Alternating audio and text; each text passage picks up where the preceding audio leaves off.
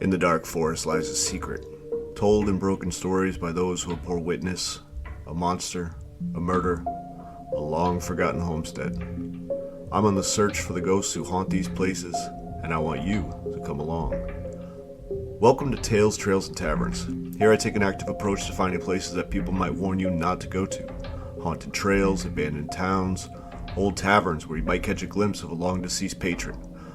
Look, you're probably not going to find me trekking through Arizona looking to have a run-in with a skinwalker, and you certainly won't catch me playing with a Ouija board, but I have spent at least the last 10 years seeking out creepy, haunted, and abandoned places to explore. So lace up your boots, grab a working flashlight, and join me as I tell the tales, hike the trails, and grab a cold pint at the local tavern. You can find the podcast on Apple, iHeartRadio, and Spotify. You can find show updates on Instagram, TikTok, Threads, Facebook, and YouTube. And also check out the blog at talestrailsandtaverns.com. And now, I hope you enjoy the rest of the show.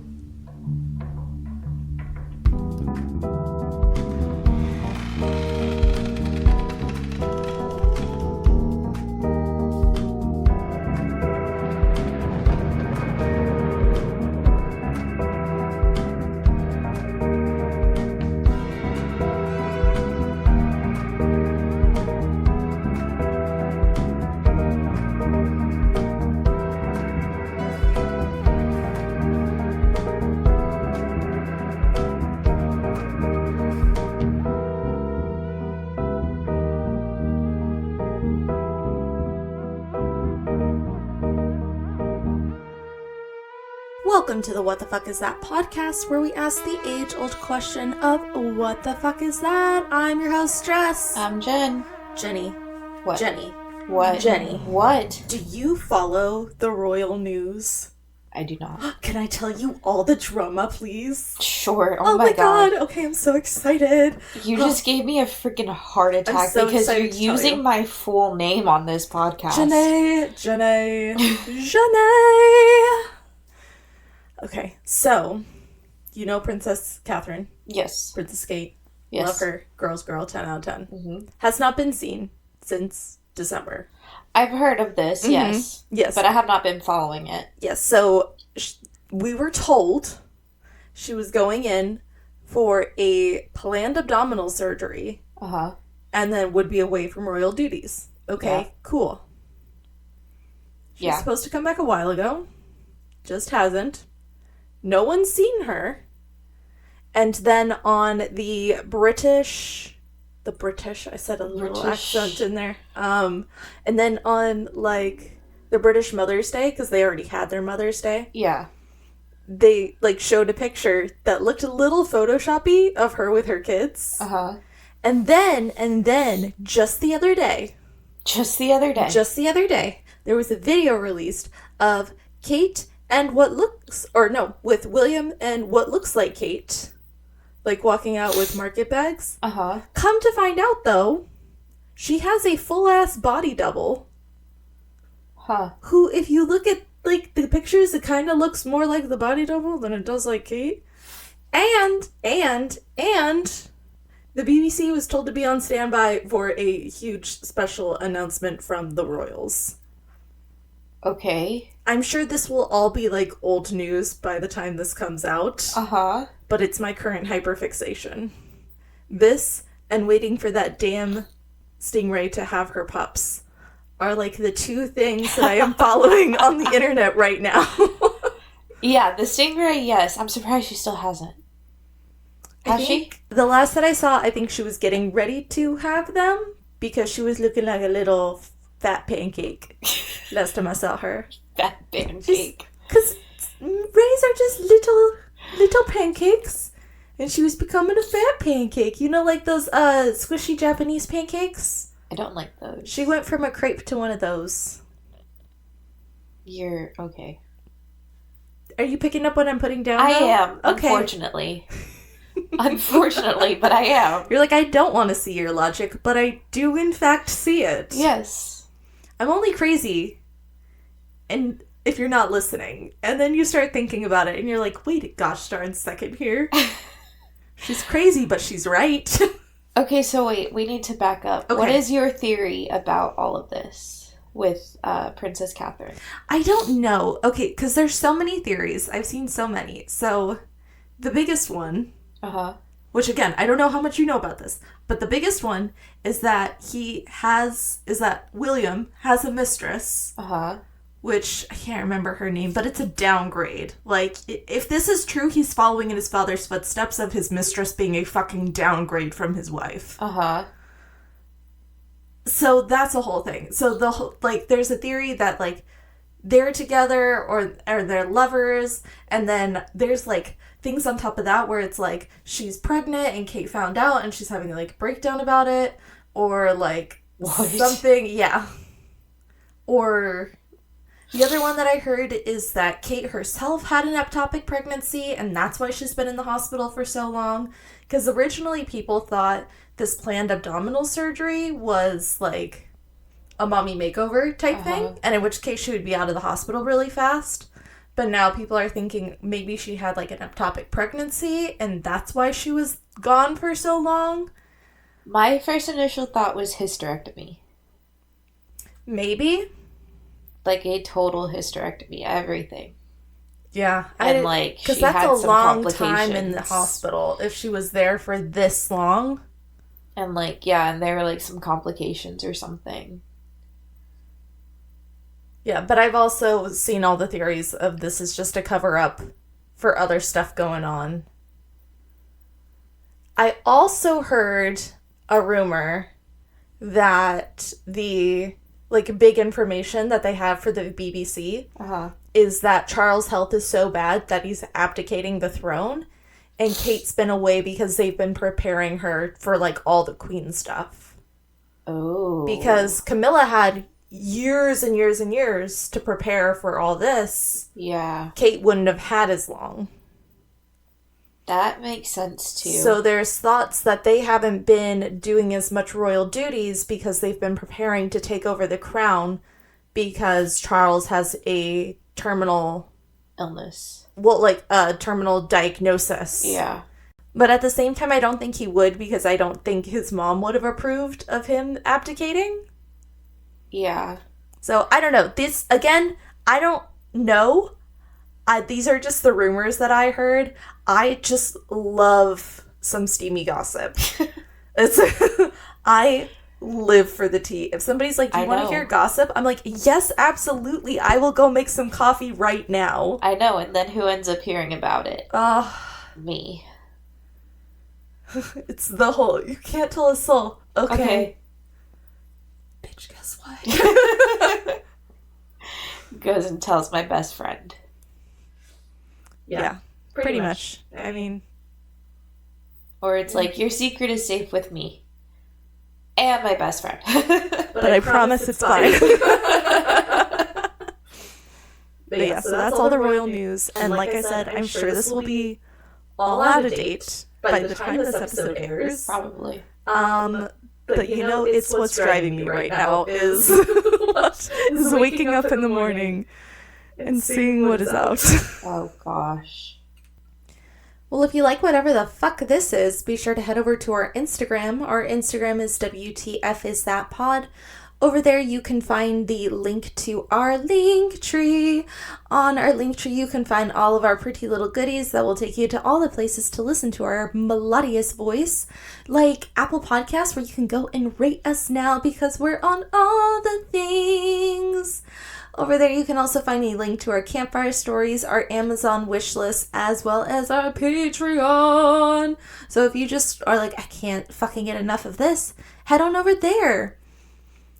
As always, the very best way to help us grow our show is just to like and follow and subscribe and leave comments and just tell us why you love us, so that way all of the gods in the internet world go, we like these people, and they show us to more people.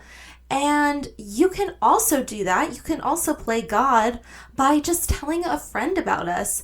So if you're just scrolling through the TikTok and you're like, oh my gosh, look at all of these amazing TikToks, and you just so happen to stumble upon our TikTok, which you should follow. It's WTF is that pod on TikTok, which may or may not be banned by the time this comes out, but anyways, it's fine. And you're sending a friend that one, and you should send a friend our TikTok and go, oh my gosh, I love listening to these girls, they're hilarious. And then also send them over to our Instagram, and then we just gain followers and more followers on all of our beautiful social medias.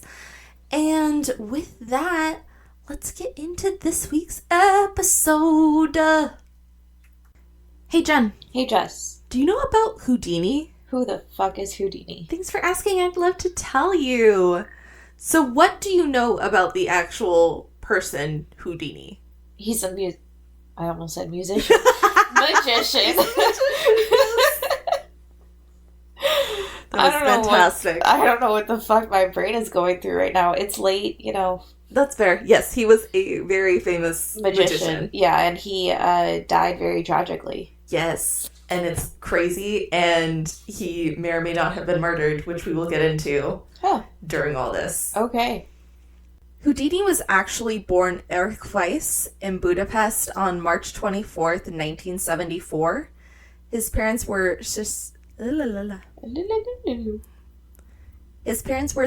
Schneider and Mayer Samuel Weiss, who was a rabbi. Erich was the fourth boy of 7 children. When he was 4, they came to America and settled in Appleton, Wisconsin, which isn't that just the most American name of a town you could think of? It really is. In Wisconsin. Yeah. So Houdini actually loved America so much that he always just said he was American. Okay. He loved being here. Knowing Houdini grows up to be this crazy character who can just kind of get out of anything just makes it funnier that when he was a baby, he would break out of his crib and make his vegetables disappear. That sounds about right. Could you imagine how annoying that would be as a parent, though? Just like having to padlock your baby into their crib and they can still fucking get out. That's wild. Some kids feed it to the dog. Houdini just makes it disappear. That's absolutely wild. I mean, your kids got creative of getting out of their cribs. But at the same time, they weren't Houdini. Like, I can only imagine. It took your oldest a little while to figure out the baby locks on everything. Yeah. And the fact that he just says the baby just like do-do-do-do-do-do around because he can get out of things. He's like, I have things to do. I have 3 older brothers. I have shit to do. Exactly. At 8, Houdini began doing acrobatic feats and actually named himself Eric Prince of Air. Oh, that is the sweetest, most wholesome name for an 8-year-old who really does acrobatics. I love it. Oh, I love it. Houdini actually never got educated past the 3rd grade. Huh. He dropped out at that point and performed in the circus doing acrobatics and performing as a wild man. Do you know what a wild man is? No. So this is the early days of circus. Uh-huh. So they would just have normal people who would then, like, dress wild and be crazy for the circus goers as, like, a sideshow. Okay. It was also during this time that he learned his strongman techniques and would be able to have people punch him in the stomach without it hurting him. And that little tidbit will come back later on. Yeah. Okay, you said he dropped out of the 3rd grade? Yeah, he dropped out at the 3rd grade. To go to the circus? To be in the circus. How does a parent allow that? It seems like his dad had lost his job as a rabbi in Wisconsin. Uh-huh. And they moved to New York, or the New York area. Okay. And I guess Houdini had run away from home several times. Oh. So this might have been just he was running away so much that he couldn't do school. And then would be at the circus when found he the was crowd away. that he wanted to be with. Exactly. Got you. So now that we've kind of talked about Houdini's early life, let's talk about how he went from the name Eric Weiss to then Harry Houdini. Okay. So the name Houdini comes from a famous French magician named Juan Eugène Robert Houdin. He just added an I to the end and got Houdini. Very nice pronunciation, by the way. Thank you. I can tell you practiced. I did, thank you. I listened to it about 25 times and remembered all of my French. Good job. Proud of you. Then the first name, Harry, is supposed to be from I'm reading the name too quickly together. And then the name Harry is from Harry Keller, who was an American magician and a German immigrant. Okay. So Houdini just kind of connected with him a little bit because he was also an immigrant, was also a magician. Yeah. All around the same time. Okay. In 1891, he began performing with his brother Theodore, who went by Dash, which I love that nickname for Theodore. That is adorable. That's not one that I would think of. No, but I love it. Do you know what name I really like? What? Theodora. I do like that name. It's very old school, but I do like it. And then you could call her even Theo. Yes, and that's I absolutely cute. love it. So Harry and Dash would perform together as the brothers Houdini. Aww. Isn't that just like so wholesome? That is. They would do all kinds of magic tricks and illusions and strongman things. They performed at the World's Fair in 1893, and then they were hired to work at Coney Island. Oh, wow. Oh, yeah. So they're moving up. Yeah. Because Coney Island was like the spot for people to see you. Oh, yeah. This is where Harry met his future wife, Wilhelmina Beatrice Rayner, who went by Bess. Aw. Apparently... I don't need to say apparently. No, I do. No, I do. I was trying to decide if I needed to add that in, because sometimes I'll use it as a filler word. Apparently, Bess and Dash were supposed to go out, or Dash had asked her out, or something along those lines. Okay. And she said no. Oh. Because she liked Harry. Oh, goodness. So Bess was a showgirl and did an act called the Floral Sisters. Houdini... That sounds... Okay, go ahead. Sorry. No, you're good. That sounds, what is it? Like a euphemism. It does kind of. I didn't think like of that until now. Like a very obvious sexual euphemism. No. So Houdini says that he saw her performing during the song Rosabelle and fell in love with her instantly. Aww. After only 3 weeks of courtship, Harry and Bess were married. So at that time, they then began to work together and renamed themselves the Houdinis. Wait, did you say courtship? Yes, that's how it was. That's what they did. I know, but it's just so cute. It's so much better than dating. I love that It's a term. courtship. Love it. God. 10 out of 10. Ask me to date you? No. Ask me to court you? Mm? Yes. Mm? After their marriage, they began working together and then called themselves the Houdinis. Cute. Bess was his assistant on stage. She also took care of the costumes. Normal. Yeah. Pet care. And doll collection. And what? Doll collection? Nope. I don't know if this means she had to get dolls.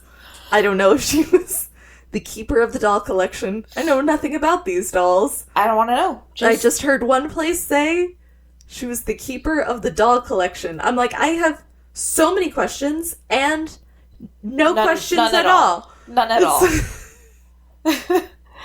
Nope. The moment you said doll, my head went to those like fine china dolls that are really creepy.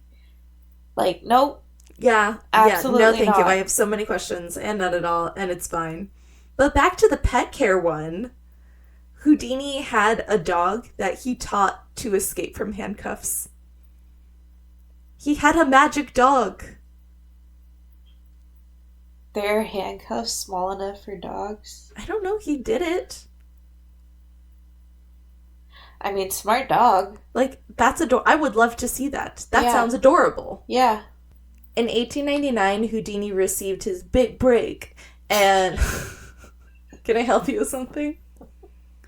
When a vaudeville impressionado named Martin Beck saw his act at the Palagram Beer Hall in St. Paul, Minnesota, and booked him on the National Keith Orpheum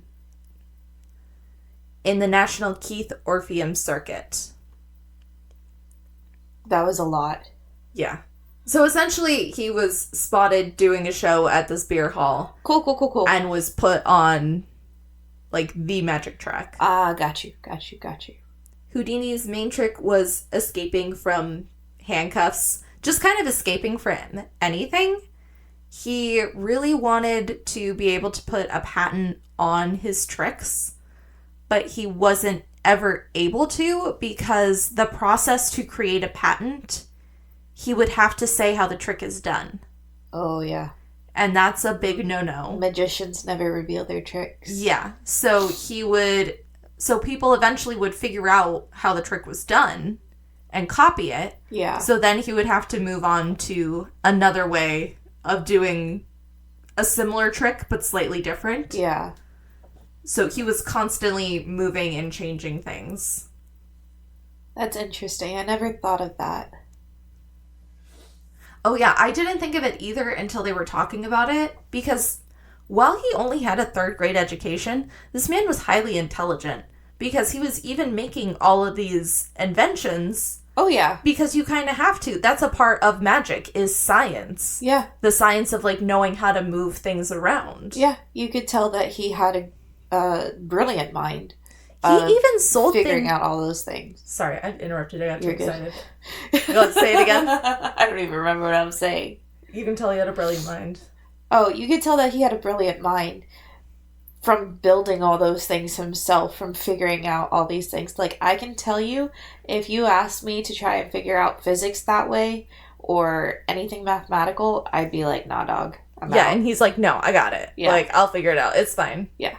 He had so much prowess in inventing things that he actually sold things to, like, P.T. Barnum. Oh, wow. Which we'll go over one day, because he's kind of a POS, but it's fine. But we love the Hugh Jackman version. He's kind of a POS in that, too, though. Not wrong. He's kind of the worst in that. Not wrong. If you'll remember, I think he cheats on his wife. So. No, he didn't cheat on his wife. He emotionally cheated on his wife. No, she kissed him. Yes, a little bit. Anyways, he got his shit together in the end, though. That's fair. Okay. I don't think the actual P.T. Barnum did, though. Exactly. So I think they made a happy ending for Hollywood. But I anyways, know. That's why I said the Hugh Jackman version. We also just love Hugh Jackman. Yeah, exactly. Kisses I love it when you. he sings. Anyways, back to Houdini. Another fun fact about Houdini is that he was super, super devoted to his mother. To the point that he was a self-proclaimed mama's boy. Oh, goodness. And was proud of it. Okay. Understandably, he was devastated in 1913 when she suddenly passed away from a stroke. Aw. It was said that for the remainder of his life that he would grieve and obsess over her death and cemeteries and kind of figuring out how to communicate with the dead. Okay, that's a little excessive. Yeah. He literally took a 2-month hiatus from performing, which he never did. He was always performing. Yeah. A lot of people say that he was never the same after his mother passed. And this kind of ties us into the whole spiritualism movement. Okay. Do you know about spiritualism? Ish, but tell me anyways. Okay, so here is the crash course on spiritualism. We will go into it in a deep dive when we go over some other characters who I'm about to mention. But this is just the crash course. here you go, so I can tell you about how it affected Houdini type thing. Okay. So the spiritualist movement is a movement that started after World War I because all of these men died overseas or were just lost. Yeah. And so their loved ones were trying to get in touch with them. They had no other way to do it other than going to these mediums and seers to try to connect with their dead, lost loved ones. Okay. So there was the resurgence after World War I, and then another one after World War II. It kind of had... It's kind of peaks up again and again after major wars, because Mary Todd Lincoln had seances... I remember hearing in the about White that. House. Yeah. And there was a little bit of a spiritualism movement at that time, again, because so many lives were lost in such a short amount of time. That's interesting. I never thought about it that way. Yeah, just a way to grieve, especially for people whose loved ones were MIA. Yeah. They didn't even get anything back. I get it, but you also have to be very careful of who you go to because there are many frauds out there. But you have to remember the time that we're in, too. That's true. This was early 1900s. People just assumed the best intentions of everyone. That's also true. But that was also Houdini's biggest issue with the spiritualist movement, is that a lot of them were frauds. Yeah. And we'll kind of get into it later, but he felt very strongly about this. Okay. That being said, though, he really wanted to believe in the spiritualist movement. I think a lot of people do. Yeah, he so desperately wanted to believe, mainly because he wanted to be able to communicate with his mother. Yeah. But he wanted people to be able to show him how to do it. He wanted to be able to go, yes, this is correct. I feel like that's going way above and beyond. Oh, yeah. The spiritualism movement is when we start to see seances normalized in a home setting. Yeah. And Ouija boards began getting more popular. Nope, don't fuck with a Ouija board. Do not touch a Ouija board. We're telling you now. Do not do it. We will disown you if you touch a Ouija board. Do not do it. It's not worth it. Some notable people during the spiritualist movement were the Fox sisters, who I am going the what? The Fox sisters. Oh, I heard a completely different word. Oh my god. Anyways, we will cover them in a later episode because they are crazy and deserve their own episode. Okay. And Sir Arthur Conan Doyle, who wrote the Sherlock Holmes books. Yeah. And we will get back to him in a second. Okay. Back to what I was saying earlier, Houdini didn't want to be skeptical. He 100% wanted to believe that somebody could tell him about his mother. At one point, Houdini, his wife Bess, were vacationing with Sir Arthur Conan Doyle and his wife Mrs. Doyle when Mrs. Doyle offered to hold a seance to try to communicate with Houdini's mom. Interesting. Being the big mama's boy that he is, obviously took her up on it and is obviously going to try. Of course.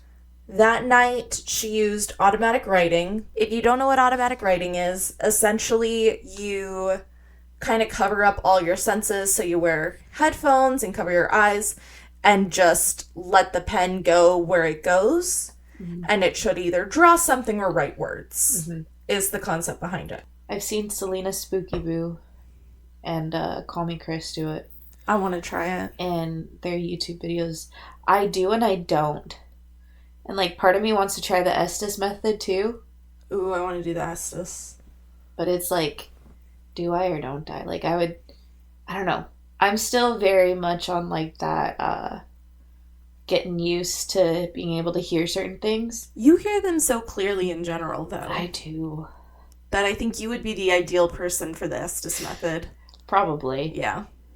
Well, okay, so back to this. Yes. So she's doing automatic writing to try to communicate with Houdini's mom. Cool. She ended up writing like 19 pages to Houdini. So he thanked her and left. but later says that he knew it was fake immediately. How? Because the writing was all in English. His mom couldn't read or speak English. She spoke German. Oh. So he's like, as soon as all of this English started writing down, I knew it wasn't my mom because she didn't speak English. And if you're doing automatic writing, it should just be, even if you don't speak that language, written like that. Yeah. Because you are essentially a vessel for them to then write. Yeah. Wow. Mm-hmm. I wonder if he ever did get an automatic writing that seemed genuine. Because it was German. He didn't, no. Aww. He never really got that connection that he wanted. That's sad. I kind of feel bad for him, even though he's a huge mama's boy. I know, but at the same time, you can understand why.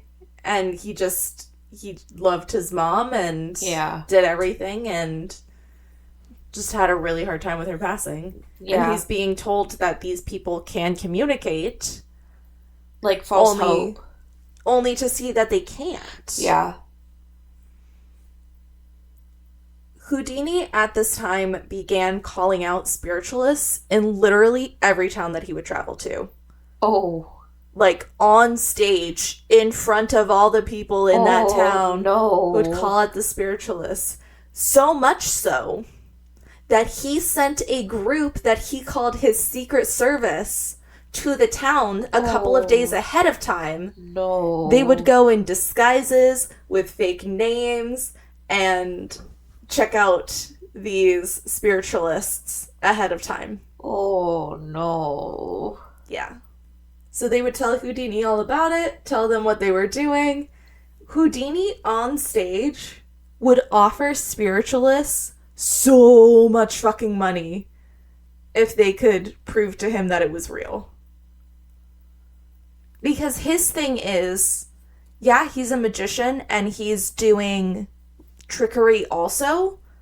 But people know they're being deceived. But people go in knowing it's a show. Yeah. They don't go in thinking that they're going to speak to their loved one. Yeah, like they know anyone who sees magic, like, I mean, unless you're like a little kid, you actually believe in magic, but like when you know better, you know that it's just a trick. You know that somehow, some way they're doing this, that there's always an explanation. It's a show. You're going for a show. You're not going to be told one thing that may or may not be true. Yeah, to like have your emotions played with. Oh, yeah. The biggest rival that Houdini had was a woman named Mina Marjorie Crandon. Mina. Huh? Mina. I like that name. Mina. Well, she's kind of a grub, so hold on to that. So she was said to be an attractive Boston socialite who performed seances in the nude. Oh. And produced what she called ectoplasm from her girly bits. Gross. Yeah, big gross. Big gross, big weird. Like, why, Mina? Why? Why are you... Also, why is the shortening... Issues. Also that. But also, why is the shortening for your name longer than your actual name? Her name's Mina. She went by Marjorie on stage. That's also true. Weird. Everything about this is weird. Ah, that made me uncomfortable. Yeah, she's big gross. What did she use for ectoplasm? I don't remember. Oh. I'll go over her in another episode, I'm sure. Okay.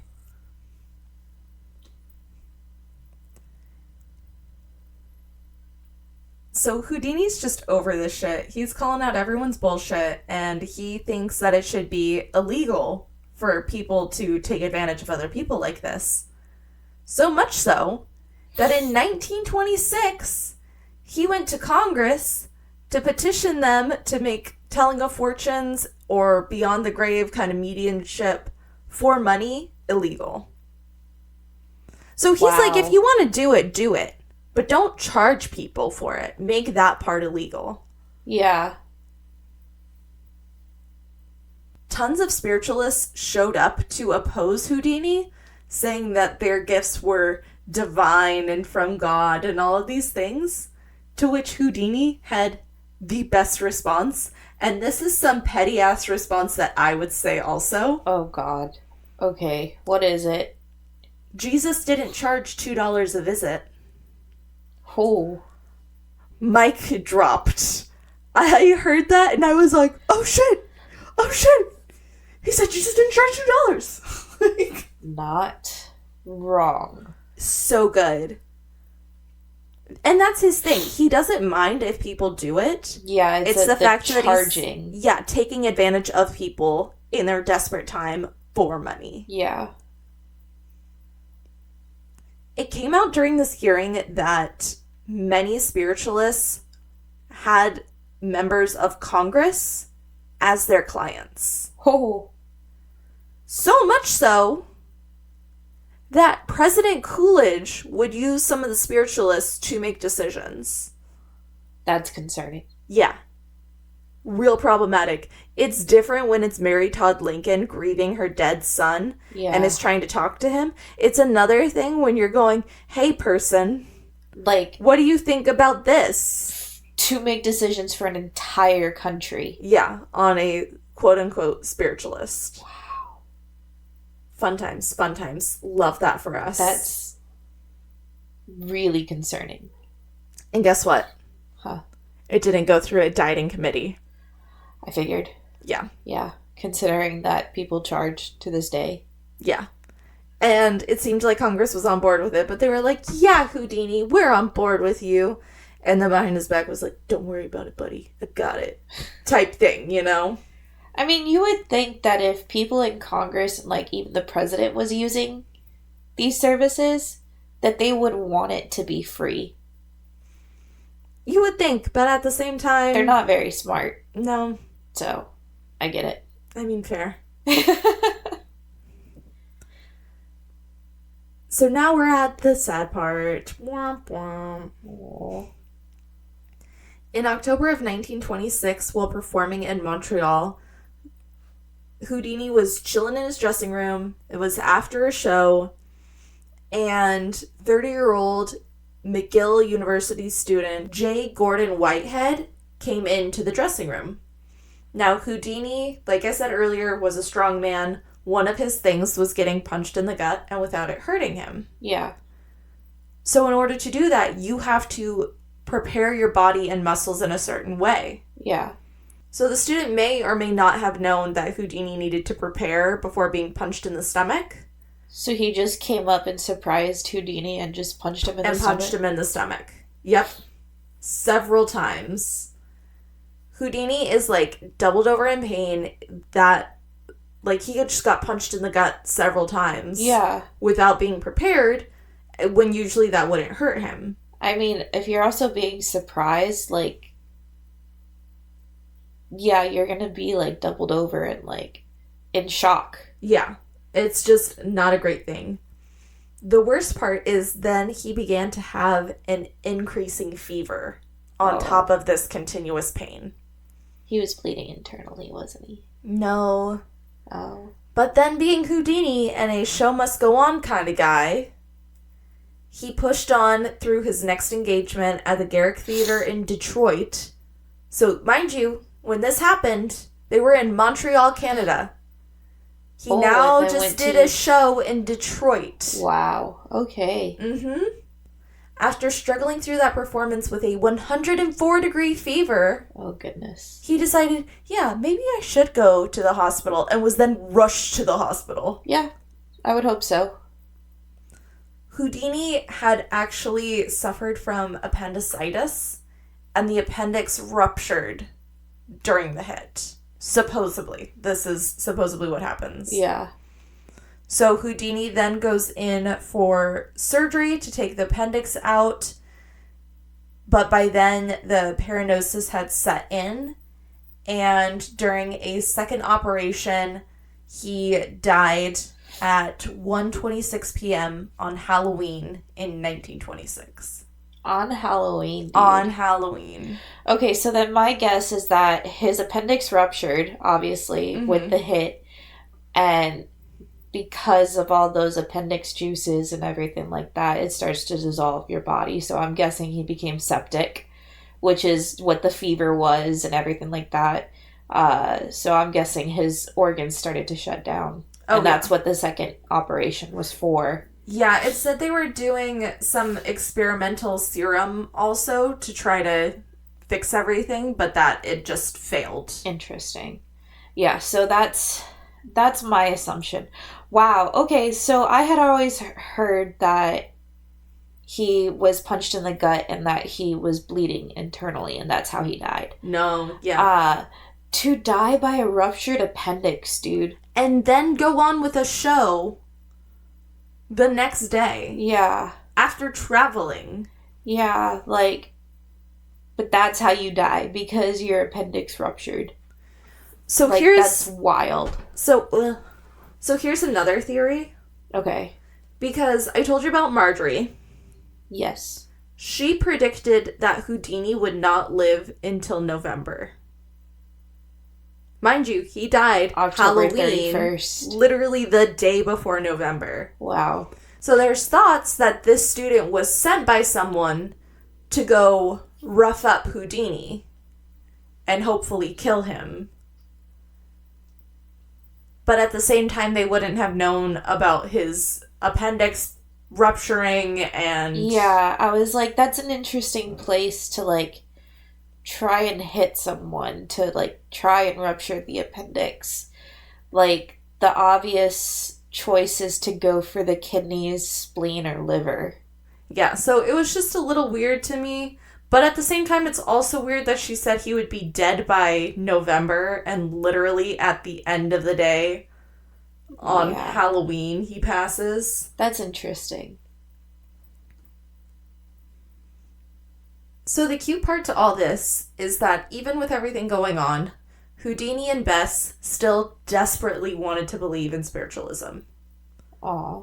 To the point that they had a code phrase that they would say to each other when one of them passed, and the other one was to go and see if they could get the code word. Aw, Bess tried to go get the code word, didn't she? Yep.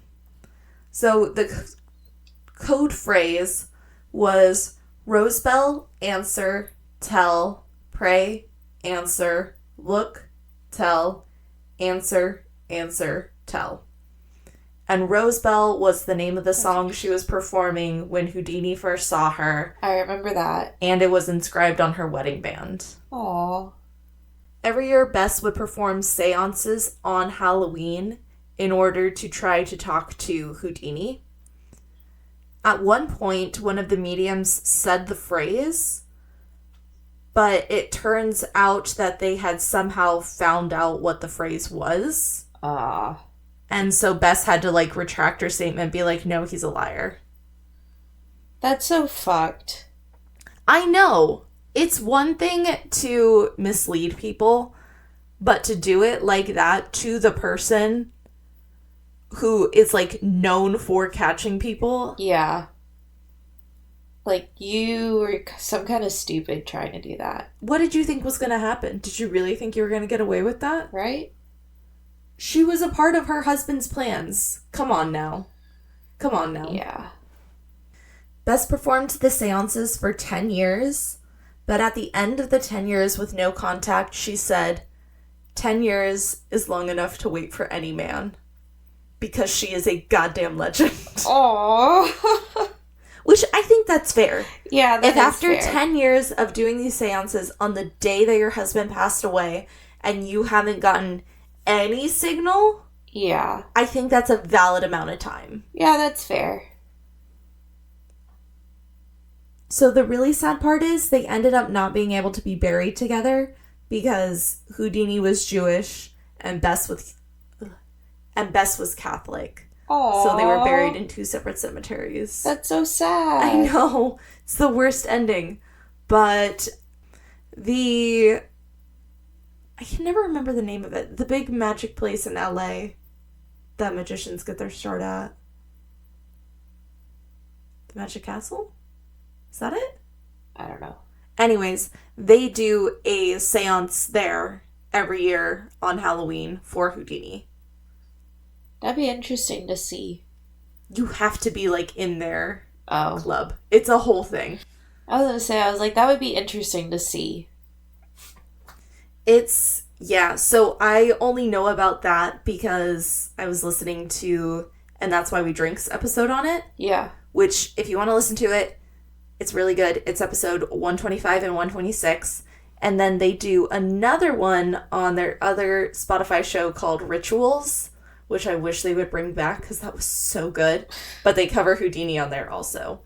But Em was talking about how she was trying to get into the Magician's Guild before COVID. Yeah. And that was one of the selling points for them, was doing the seance on Halloween.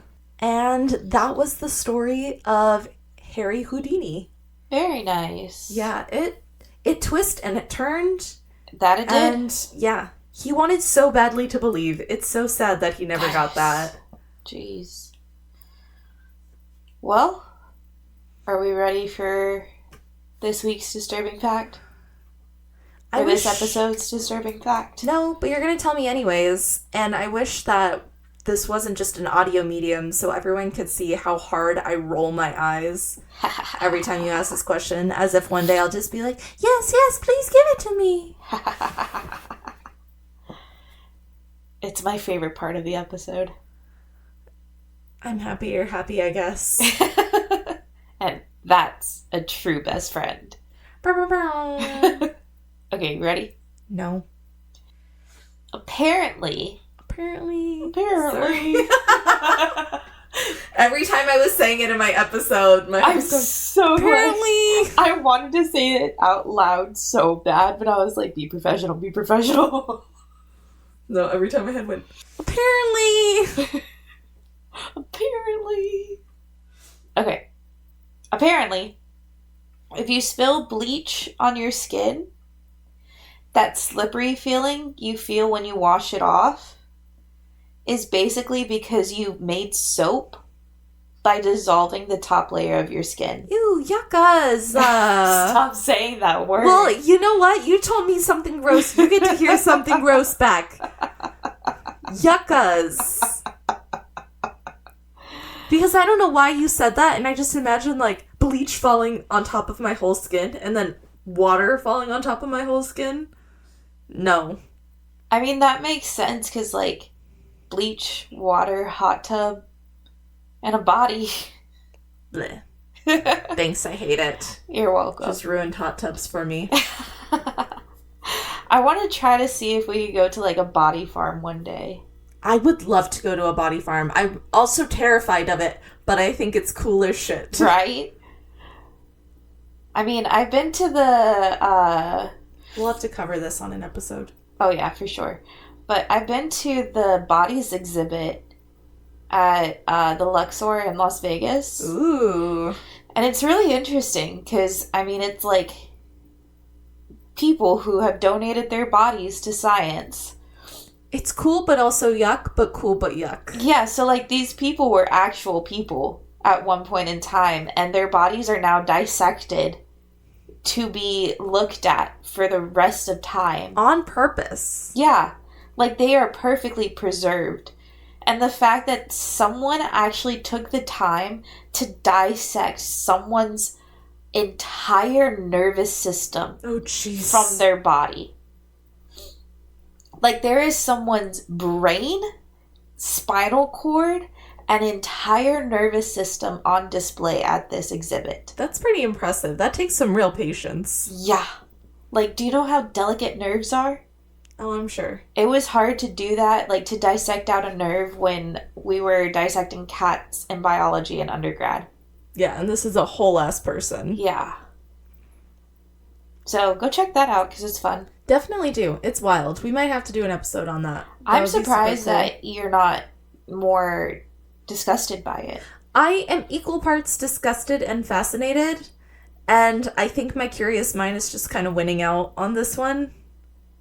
I want to see your reaction. It gives me the heebie-jeebies, but at the same time, my curious brain is also like, that's kind of cool. Okay, I need to go with you when you go to this exhibit because I want to see your reaction to all of this. Deal. It's the cutting into it that I can't handle. I think I can handle it after. We'll see. We'll see. As always, if you like whatever the fuck this is, be sure to head over to our Instagram, WTF is that pod. Rate us and like us on all the things. Tell all the people about us. Do it. Share us with your friends. Just, you hit a button, and then you hit a button, and then you hit their names, and then you go, and you send it to them. And with that, definitely check out the body exhibits, because they are creepy and cool and might make your skin crawl. Exactly. Bye. Bye. Bye. Bye. Bye. Bye. Bye. Bye.